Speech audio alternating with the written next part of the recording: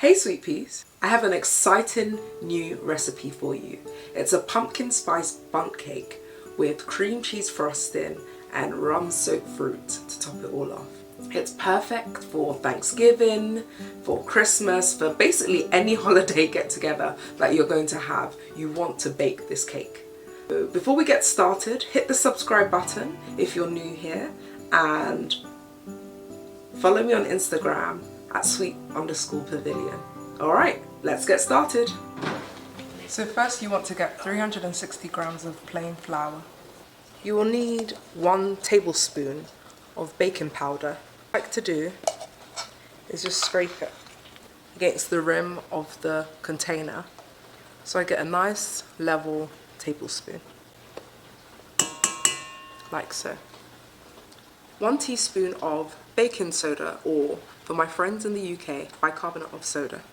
If you follow me on Instagram, you know that I absolutely adore cinnamon. So I always love a good kick of cinnamon. I'm actually going to pour in 2 teaspoons of cinnamon. There you go. Oh, it's probably a bit too generous, but it's the holidays, we might as well be generous. You'll want 1 teaspoon of ground nutmeg to add an extra kick to your lovely seasonal flavors.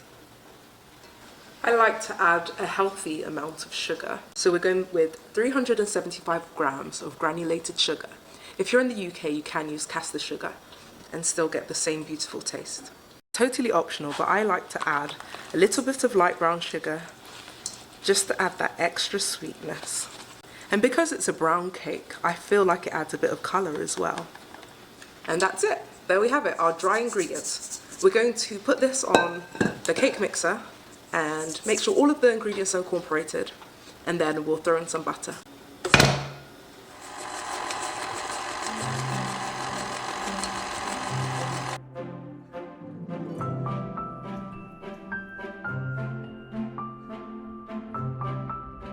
Once this is done, I want to scrape the sides of the bowl. Make sure all of the ingredients have been incorporated. So scrape the sides of the bowl, give it a good scrape. And it should look a bit grainy, almost like sand. And here we have a clump, but that's fairly normal. So as long as it's evenly distributed in the mixture, you should be good. So now we're going to start with our wet ingredients. We want 4 large eggs. I prefer to use organic. We will add in a 1/4 cup of vegetable oil.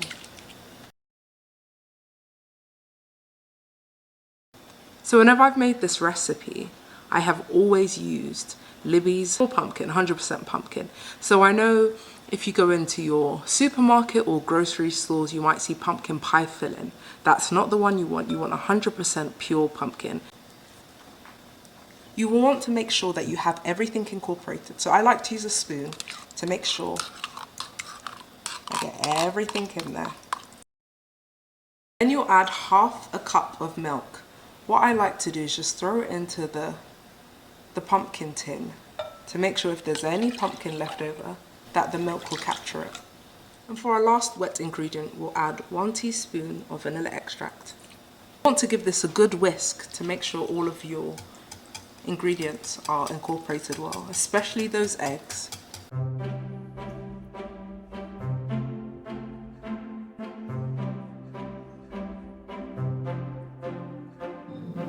So I'm just showing you what your colour and texture should look like once you're done mixing all of your wet ingredients together.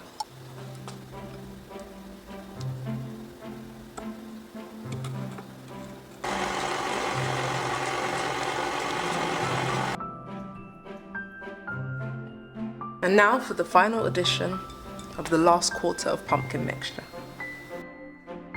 And that's it, we have our pumpkin cake mixture. So super easy, super fun, super quick. We just want to scrape down the sides of the bowl one last time to make sure that all of our ingredients have incorporated beautifully. Now we will want to grease our bundt pan with butter, lightly dust it with flour to make sure our beautiful cake does not stick to the tin.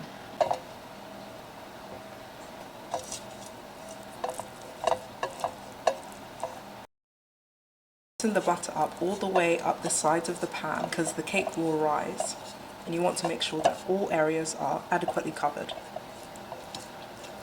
And I would say that whilst I'm doing this, I've turned on the oven to 350 degrees Fahrenheit. Very light, don't want a heavy coat.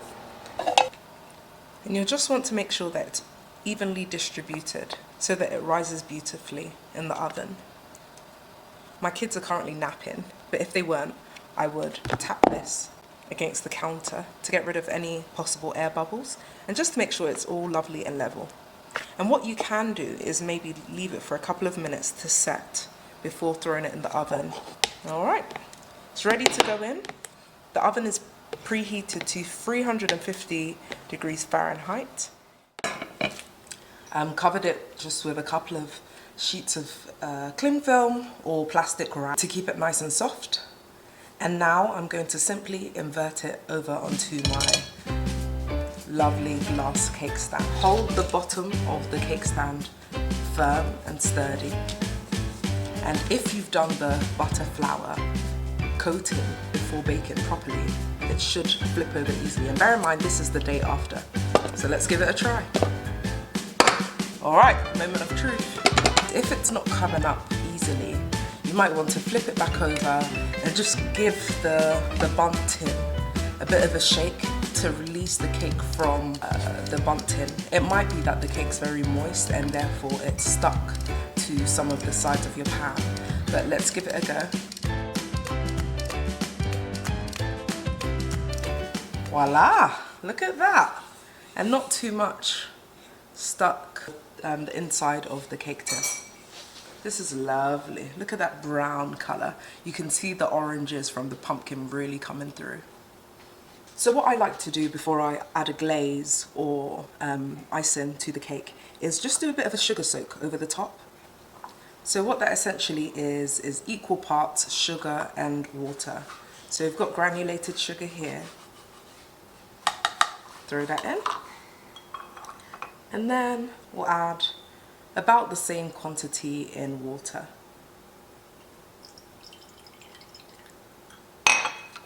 Okay, so we'll give this a good mix to make sure all of the sugar granules have dissolved.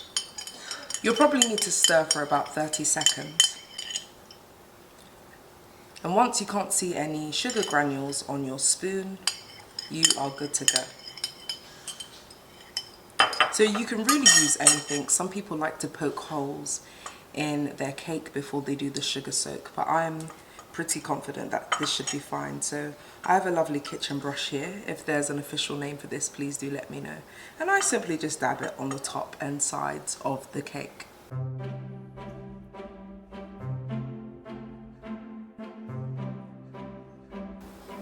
And this stage is optional, but with the Bundt pan, because it rises so high, I do get conscious that the top might not be as moist or as soft as the other parts.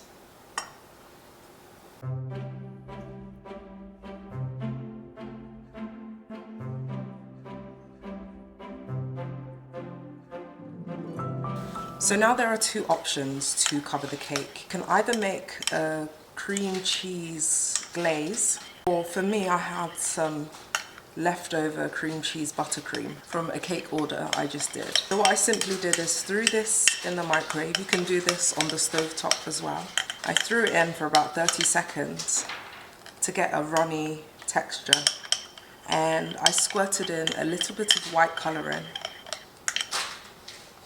just so the colour that we get is much nicer on the eyes, because cream cheese can look a little yellowy once all is said and done. So I just squirted in a tiny bit of white icing, and if you'd like the details for that, please pop a note in the comments and I will share the info.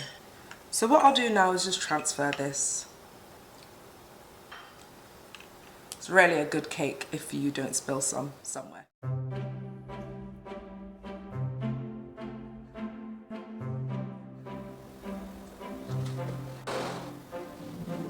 And finally, the last bit of garnish you can add are some rum-soaked fruits.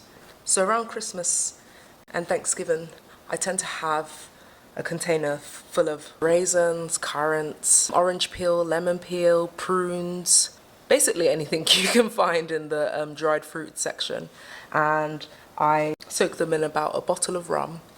They're great for mince pies, a Jamaican black cake, and for a lovely garnish for our beautiful bundt cake.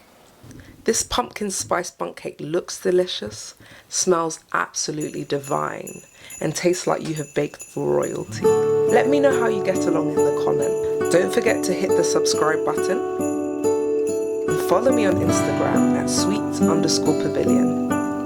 Until next time, take care, sweet peas. Mwah.